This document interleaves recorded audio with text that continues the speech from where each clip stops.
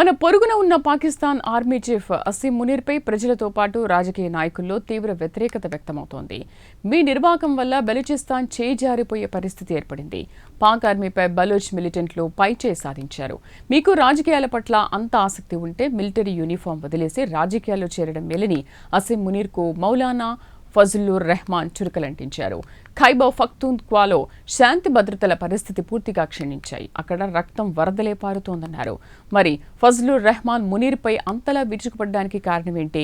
ఇక పాక్ రాజకీయ నాయకులు కూడా లోలోన మునీర్ అంటే ఆగ్రహంతో రగిలిపోతున్నారా?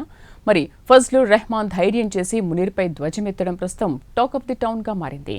పాక్లో జరుగుతున్న తాజా రాజకీయ పరిణామాలపై ఒక లుక్ ఇద్దాం.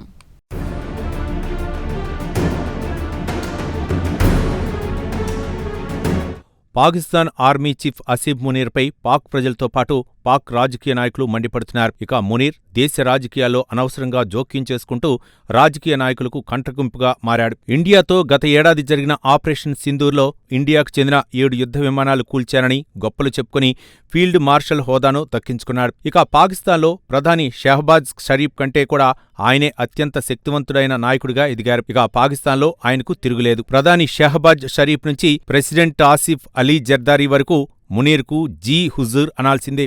లేదంటే వారు పదవులపై ఆశలు వదులుకోవాల్సిందే. పాకిస్తాన్కు స్వాతంత్ర్యం వచ్చినప్పటినుంచి మిలిటరీదే పెత్తనం. పాక్ ఆర్మీ చీఫ్లు చెప్పినట్లు ప్రభుత్వాలు నడుచుకోవాల్సిందే. పేరుకు ప్రజాస్వామ్యం, కానీ వెనకుండి అసలు షో రన్ చేసేది మాత్రం పాక్ ఆర్మీ అని గత చరిత్ర తిరగేస్తే ఇట్టే తెలిసిపోతుంది.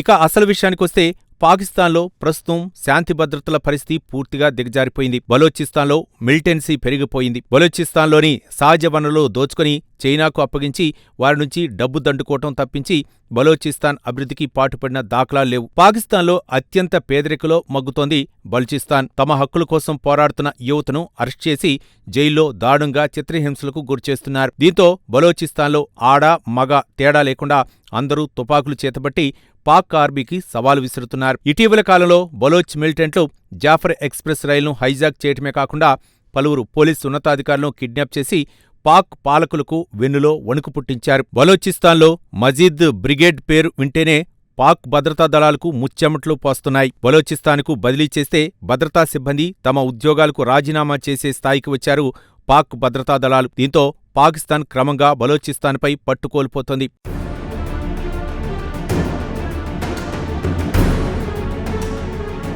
ఇదిలా ఉండగా పాకిస్తాన్లో అత్యంత ప్రభావవంతమైన మతపరమైన రాజకీయ నాయకుల్లో ఒకరు మౌలానా ఫజలుర్ రెహమాన్. మునీర్తో పాటు పాక్ మిలిటరీ ఎస్టాబ్లిష్మెంట్పై తీవ్రస్థాయిలో విరుచుకుపడ్డారు. రాజ్యాంగబద్ధమైన పరిధిని అతిక్రమించడం, రాజకీయాల్లో జోక్యం చేసుకోవటం, అలాగే హింసాకాండతో అట్టుడుగుతున్న బలూచిస్తాన్, ఖైబర్ పఖ్తూన్ఖ్వా ప్రాంతాల్లో శాంతి భద్రతలను పునరుద్ధరించడంలో ఘోరంగా విఫలమయ్యారని ఆయన ఆగ్రహం వ్యక్తం చేశారు. ఆయన పంజాబ్లోని కాసూర్ జమత్ ఉలేమా ఏ ఇస్లామీ పజల్ లేదా జేయుఐఎఫ్ చీఫ్గా వ్యవహరిస్తున్నారు. మిలిటరీ రాజ్యాంగ పరిమితులకు లోబడి ఉండాలని, ఒకవేళ కీలకమైన రాజకీయాల్లోకి రావాలంటే యూనిఫామ్ వదిలేసి ఎన్నికల్లో పోటీ చేసి గెలవండని సలహా ఇచ్చారు. ఇక ప్రజలు యూనిఫామ్ వదిలేసి రాజకీయాల్లోకి వచ్చిన వారికి ఎలా ఓట్లు వేస్తారో తేలిపోతుందన్నారు.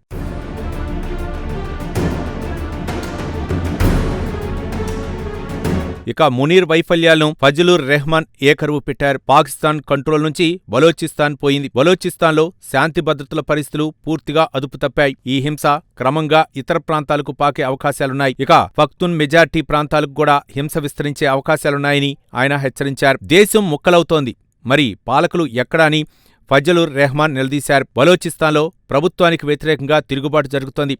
ఇక బలోచిస్తాన్పై పాకిస్తాన్ పూర్తిగా పట్టుకోల్పోయే పరిస్థితి ఏర్పడింది. ఈ రోజు కూడా అక్కడ పాకిస్తాన్ ప్రభుత్వం ఆనవాళ్లు చూద్దామన్నా కనిపించదన్నారు. ఇక ఆఫ్ఘనిస్తాన్కు సరిహద్దైన ఖైబర్ పఖ్తూన్ఖ్వా రీజియన్లో పఖ్తూన్ మెజార్టీ ప్రజలున్నారు. అక్కడ శాంతి భద్రతల పరిస్థితులు పూర్తిగా దిగజారిపోయాయన్నారు. తాము బలూచ్ ప్రాంతంలో పరిస్థితిని అదుపులో ఉంచుతూ వచ్చాం, కానీ ఇప్పుడు పఖ్తూన్ ప్రాంతం కూడా రక్తపాతంలో మునిగిపోతోంది. కేవలం 2-3 రోజుల్లోనే మాకు 50కి పైగా మృతదేహాలు అందాయన్నారు.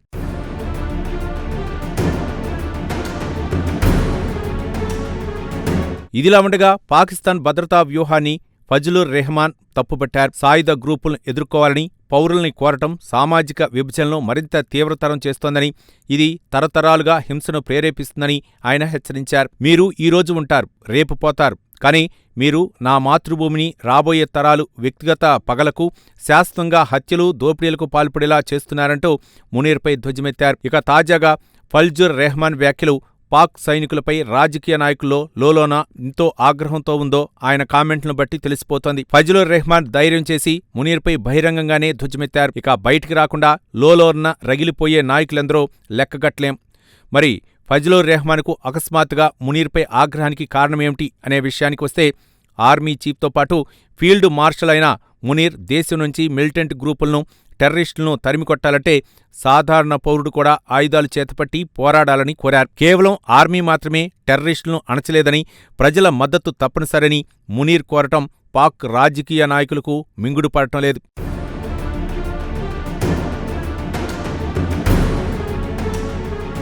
ఇక అసీం మునీర్ ఇచ్చిన పిలుపును రెహమాన్ తిరస్కరించారు. దేశ రక్షణ సైన్యం చేయాల్సిన పనిని, రాజ్యాంగపరమైన బాధ్యత అని, పౌరుల్ని యుద్ధం చేయమని కోరకూడదని ఆయన వాదించారు. దేశ యువతను అమరవీరులను చేయాలనుకుంటున్నారా?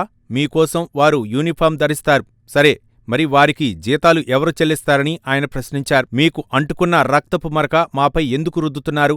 మా రక్తాన్ని చెమటగా మార్చి ప్రభుత్వానికి పన్నులు కడితే మీరు వేతనాలు తీసుకుంటున్నారు. మీరు వేతనాలు తీసుకుని మమ్మల్ని మిలిటెంట్లకు వ్యతిరేకంగా పోరాడాలంటారు. నేను ఎలాంటి వేతనాలు తీసుకోలేదు, నేను ఎలాంటి సైన్యాన్ని తయారు చేయలేదన్నాడు రెహమాన్. మీ పరిధిలో మీరు ఉండండి. ప్రభుత్వ వ్యవహారాల్లో తరచూ ఆర్మీ జోక్యం చేసుకుంటుందని ఆయన ఆరోపించాడు. అధికారంలో ఉన్నవారికి కూడా నేను ఒక విషయం చెప్పదలుచుకున్నాను. మీరు మాకు అపరిచితులు కారు. మీరు కూడా మా పాకిస్తానీలే, కల్మా పఠించే సోదరులే. మీరు కూడా ఈ దేశంలో ఉండాలంటే దానికి కొన్ని పరిమితులుంటాయి, వాటిని దాటరాదన్నారు.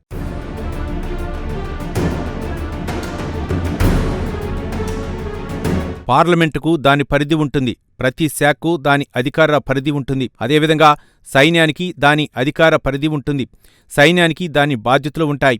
రాజకీయాలపై కాకుండా మీ బాధ్యతలపై దృష్టి పెట్టండి అని సలహా ఇచ్చారు. మీకు నచ్చిన వారికి అధికారం కట్టపెట్టడం, అలాగే మీకు నచ్చని వారి నుంచి పదవిని లాగేసుకోవటం మీ ప్రత్యేక హక్కు అనుకుంటున్నారా అని ఫజ్లుర్ రెహమాన్ నిలదీశారు.